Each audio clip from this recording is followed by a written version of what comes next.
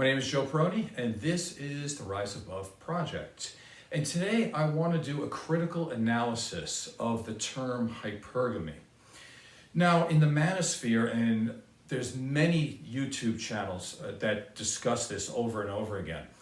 And that's why I feel like I have to do it, because although I have listened to a lot of those, they seem to have only a one-way analysis, and they're not looking at it from a perspective that takes in all points of view. But before we get into that, we're going to have a definition of hypergamy. And that would be when somebody is dating or they marry a person of a higher socioeconomic status than themselves. Or if you want to keep it simple, you can say somebody is dating or they're marrying up. Now, let's look at this critically. Is it true that women tend to be more attracted to men who make more money? And that's probably true. But when you look at the data, it's a lot more detailed than that. So for example, let's take a look going back in 50, 60, 70 years ago, or even further back than that.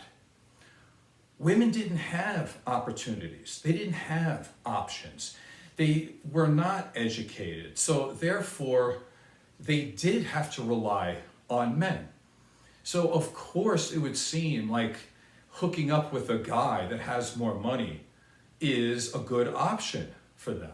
And just looking at sheer numbers, if you're a man and you're dating a woman, what are the chances of that woman having more money than you when women had no real opportunities for education and for work advancement? So just that alone would tell you that there might be something wrong with saying that women are biologically hypergamous, or they have a biological imperative to be with only guys who make more money than them, when throughout history, society has forced women not to make as much money as women. And we're going to take a look at this later because women are making more money than men now in certain age groups. So how is that changing hypergamy? So as we're looking at this, we could ask the question, what attributes does a woman look for in a man? And there's many, but let's just take three for now. And we can look at education, we can look at ambition. And education and ambition, what they would do is they would help a man to be able to obtain financial resources. So this makes sense that a woman would like these three things. But when we look at a man with resources, women actually do care about how the men made that money. So in other words, if a man has earned his money, the woman is much more impressed by that. So this is significant because if a man inherits a bunch of money, yes, the guy has money, and yes, money can be a good thing. However, she doesn't look upon this as such a good thing because he may not have the other attributes that a woman likes in order to be able to obtain that money. So that's a very important thing to know, because I was a young man myself, and I could understand how a lot of young men love this idea that women are hypergamous and they're gold diggers and they're terrible people. And I was like that too, but I was probably about 14 or 15 years old. And so that's another reason why I'm doing this show, because I really want men to be able to understand all of what's going on here and to be able to hold themselves accountable and have some responsibility, not just for what they do, but for the information that they're taking in. And there's really no need to take one gender and put them down and try to make them the object of all of their problems. That shouldn't be what's happening here. So in the manosphere, when they talk about hypergamy, they're drawing this map of what hypergamy is. And it looks good on paper to a lot of guys who are very vulnerable and haven't really gotten their start in life yet. However, the map does not equal the territory, because once you start looking at this and you go out there in the real world and you meet real women, this hypergamy thing, for the most part, it kind of goes away. It's still there, don't get me wrong, but it's not as bad as a lot of these men think. And again, I'm trying to be honest and upfront with men and women here. And what I've noticed on these shows, whenever I expect men of, I guess young men, I don't know who's watching my channel, but whenever you start to be honest and you want men to take responsibility and to actually learn about what's going on in life and not to blame women for their problems, every time I do a show like that, I lose a bunch of subscribers. So today I want to offer some good information, but I also want to purge my channel of men who have a victim mentality and they're edging towards misogyny and they're looking for just information or ways to put down women. That's not what this channel is about. I'm here to make men better. I'm not here to make men angrier and more bitter and try to figure out more ways how they can drop out of society and try to hurt people. That's not why I'm here. So let's continue with this. How has hypergamy changed since women have become more independent and they have made more money? Well, the answer here is somewhat surprising because it hasn't changed all that much in some ways. And one of the ways you know this is because a lot of women will still say it's just as easy to fall in love with the rich guy as it is to fall in love with the poor guy, so you might as well go for the rich guy. And doesn't that make sense to everybody? Right? Like, so again, that's not a good reason to put down a woman for wanting to be with a guy who has more money, although I could understand it being difficult for a lot of men out there. But what other qualities are there in a man who tends to be successful, including being financially successful, as compared to a guy who's more of a financial failure or a failure in other areas of their life? Because it really could be other things other than the money. Although the money's important, it could be a lot of other qualities. So here we can look at the big 5 personality traits of successful men. Now, they are very high on the conscientiousness scale, which is they do the right thing at the right time, they work hard, they try to be upstanding citizens, they can be trusted, they can be honest. Again, women love conscientious men. Conscientious men tend to be successful. Men who are successful tend to be a little bit lower on the agreeableness scale.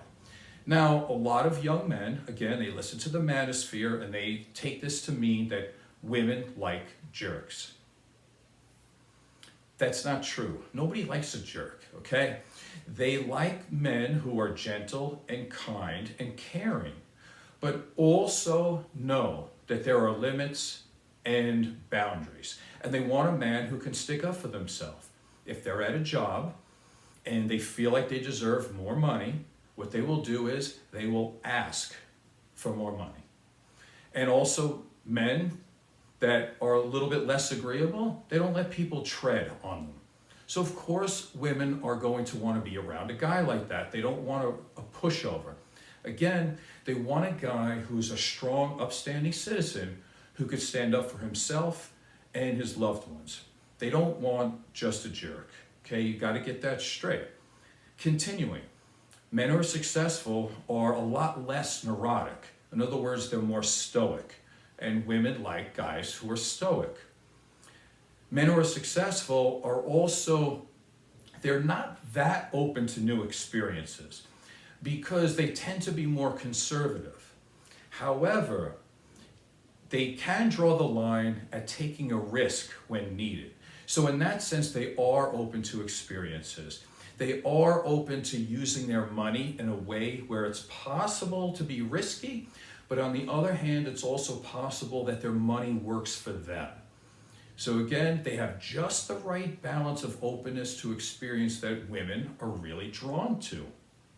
And continuing, successful men tend to be extroverted, and women like men who know how to speak, that happen to be a little bit extroverted. Now, I know we see it in movies where they like the guy who's introverted and brooding and all emo, but that's for like vampire movies and stuff like that. That's not real life. So again, let's get back to the beginning when I talked about the manosphere, trying to draw a map of what hypergamy is.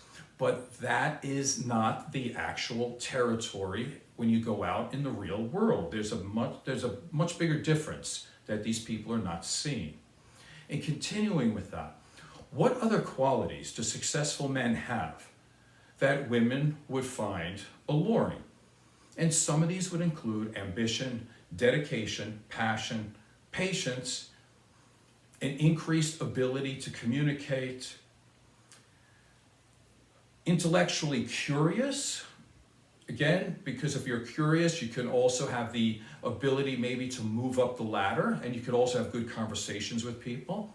They have discipline, they are confident, they are solution focused, not victim mindset focused, and they tend to have a lot of courage, meaning they do have feelings, they can get nervous, have anxiety, be scared, but in the end, they try to act and they try to do the right things anyway. They follow what the important behavior would be instead of being a slave to their feelings. Again, very attractive to women. So is it only the money? No, it's not only the money. Is money important? Of course it is. So again, we need to have an overall look at this, not just a one-dimensional look at this where we say, women only like guys that have money. That doesn't make any sense, and it's very immature to say that. So let's look a little bit deeper into this. Because when we're looking at, say, a woman going for a man who has they're higher up on the level of socioeconomic status, we tend to only look at that as hypergamy. But in American society, and it could be other places too, but I don't want to speak about that because I don't live other places. I live in America. I can tell you, money is not the only status symbol in America.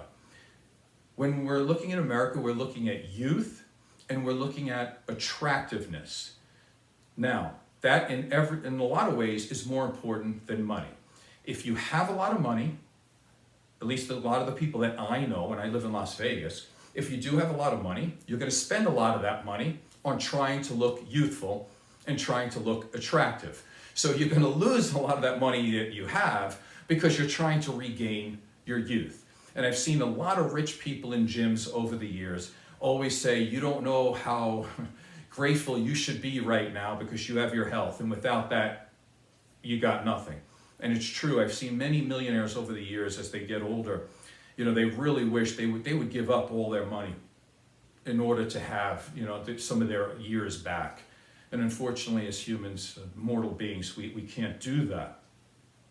So if we understand that that's also a status symbol, we can understand this.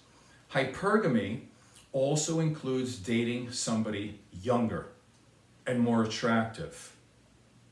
So if we know that, we're seeing a circle here where hypergamy is when a poor woman, for example, or a woman lower on the socioeconomic scale, marries a rich guy.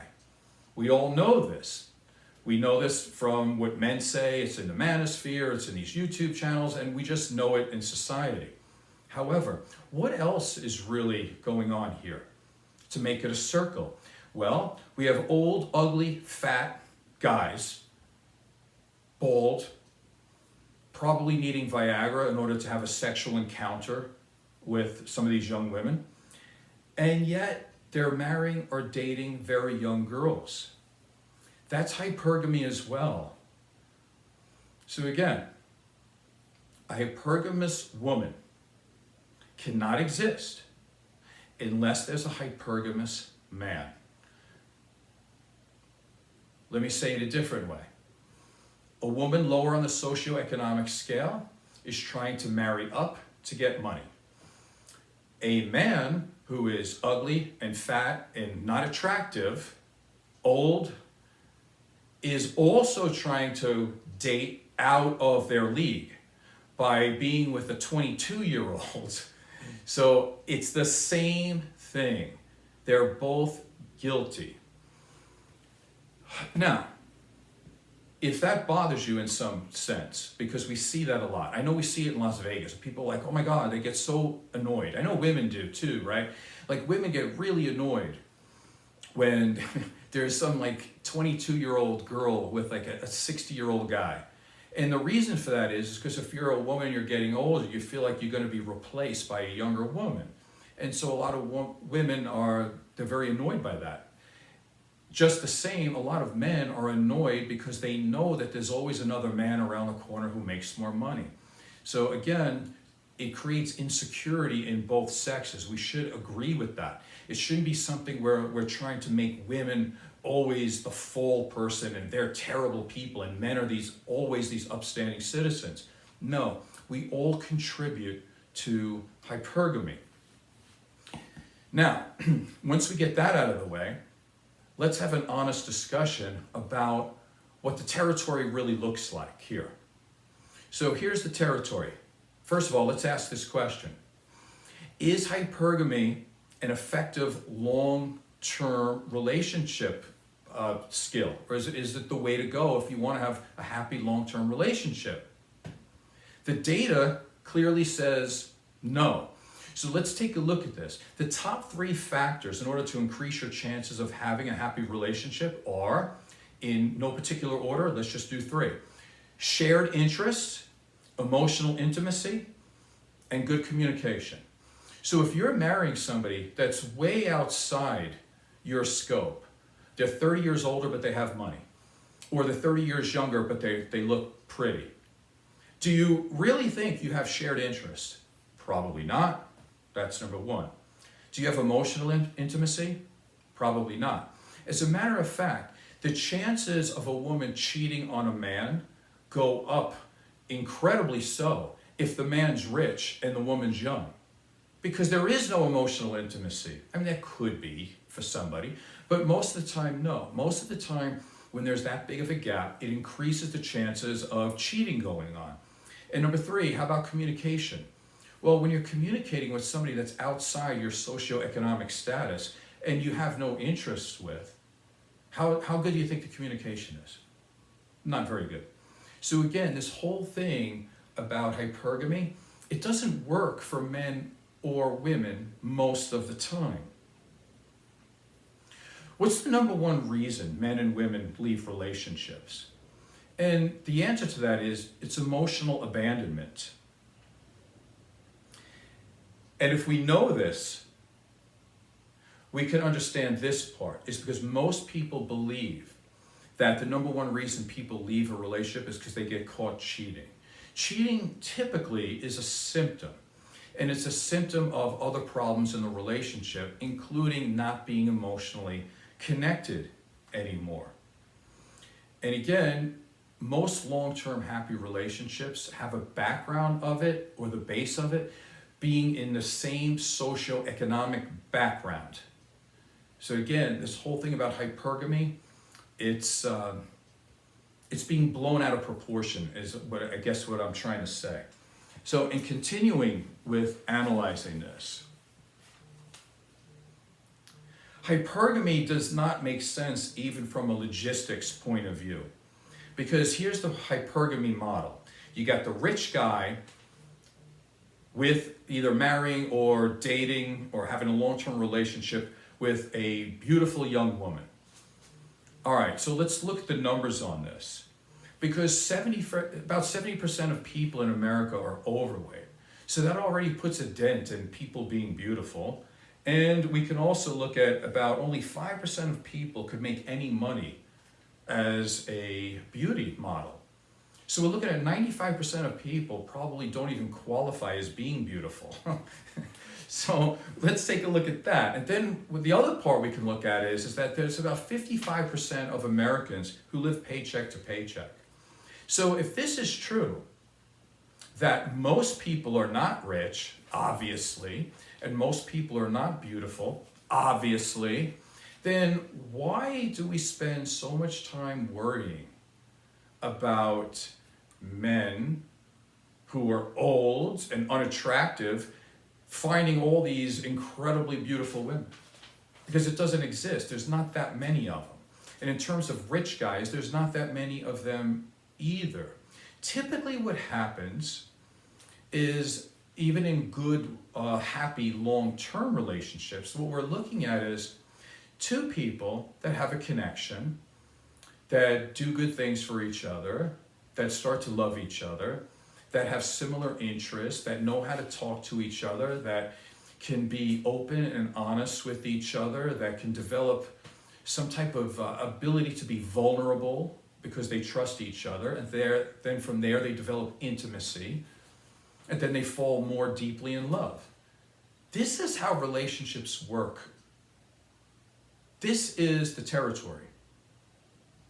But the map that a lot of people are drawing out that gets all the attention is that women only look for rich guys and guys only look for the most beautiful of all women. Next time you go somewhere, look around. Tell me how many beautiful people you see, and tell me how many rich people you see. The numbers are this small. And the people who really get along with each other are people who know how to love each other from an emotional sense. And that's really what the truth is.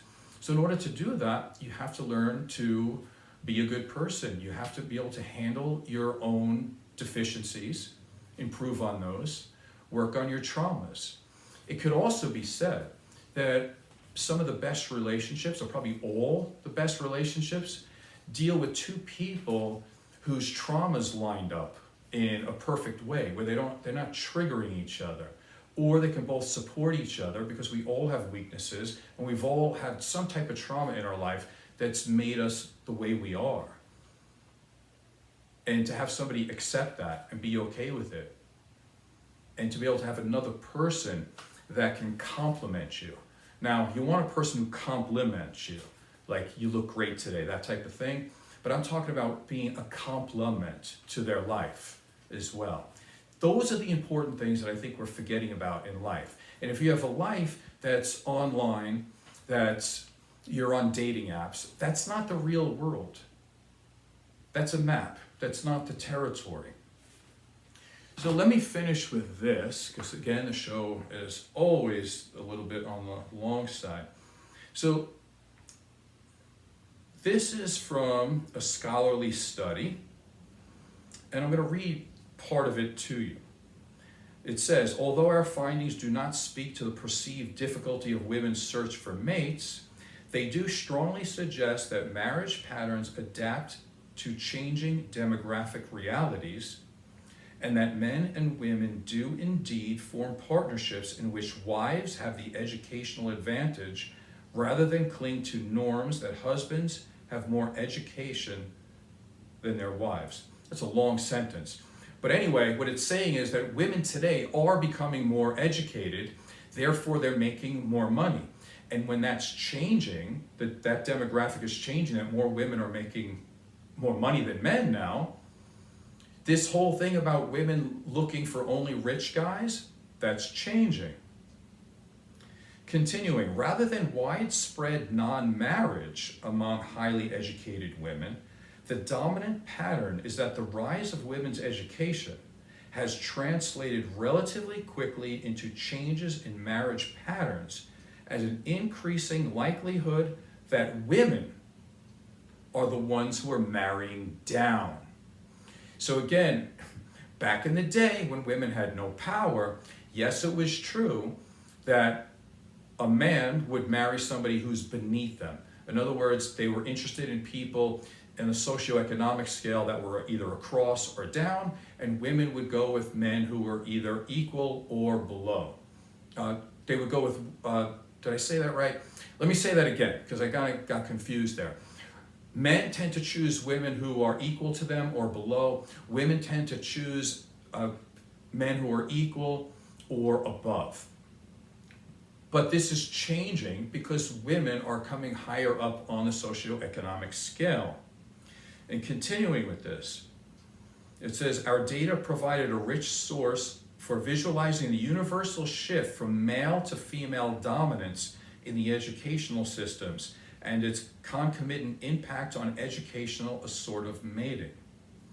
The evidence suggests that young people adapt to new demographic realities by increasingly forming unions in which wives have the educational advantage, leading to substantial declines in the historical hypergamic pattern. So again, do women have a biological imperative to only choose rich guys? We're seeing here that because men are going to school less and they're not graduating college at the rates of women, and women are becoming more educated, meaning that more women are going to be making more money than men, what's happening is that hypergamy is becoming more and more obsolete.